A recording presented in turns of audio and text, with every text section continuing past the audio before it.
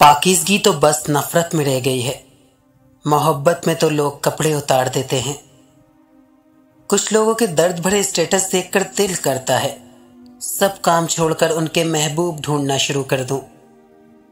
मुस्कुराना तो हर लड़की की अदा है, उसे जो मोहब्बत समझे वो सबसे बड़ा गधा है। बुरा वक्त तो कट ही जाता है, बस मोबाइल चार्ज होना चाहिए। सांप का डसा हुआ ठीक हो सकता है, लेकिन औरत का डसा हुआ लाइलाज है। खवातीन कुंवारी बूढ़ी हो रही हैं क्योंकि मर्द की पहली बीवी सौतन बर्दाश्त नहीं कर सकती। ऐसा माशरा हिंदुओं का है, इस्लाम से कोई ताल्लुक नहीं। आपके बारे में 10% जानने वाले लोग दूसरे लोगों को 100% बता रहे होते हैं। औरत को समझना नामुमकिन है क्योंकि जितने उसके बाल होते हैं उतनी चालें भी चलती है। लड़की कितनी भी समझदार क्यों ना हो, ससुराल जाके उसे पता चलता है कि वहां तो उससे भी ज्यादा समझदार लोग हैं।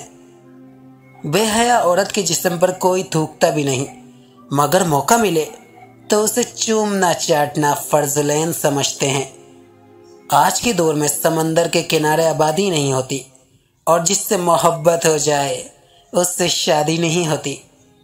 कुछ लोगों के नंबर इसलिए भी सेव करने पड़ते हैं कि अगली बार उनकी कॉल कहीं गलती से भी अटेंड ना हो जाए। कुछ लोग शहरी में ऑनलाइन इसलिए भी होते हैं कि लोग ये ना समझे कि आज रोजा नहीं रखा। मुंह पर नकाब ओढ़ लेना हरगिज शराफत की गारंटी नहीं।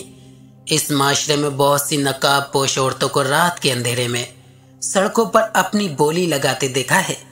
अगर औरत की आंख में शर्म हया ना हो तो उसे लाख नकाब भी बेहयाई से रोक नहीं सकते।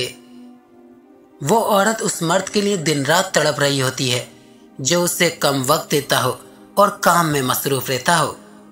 लालची बीवी से बुरा साथी कोई नहीं। जल्दी में शादी करोगे तो फुर्सत में पछताओगे। औरत कमजोर कभी नहीं होती। जिस दीवार पर देखो मर्दाना कमजोरी का इलाज लिखा होता है, वो औरत कभी भी अपने खाविंद के दिल पर राज नहीं कर सकती जिससे बात बात पर शोर से लड़ने और बदजबानी करने की आदत हो।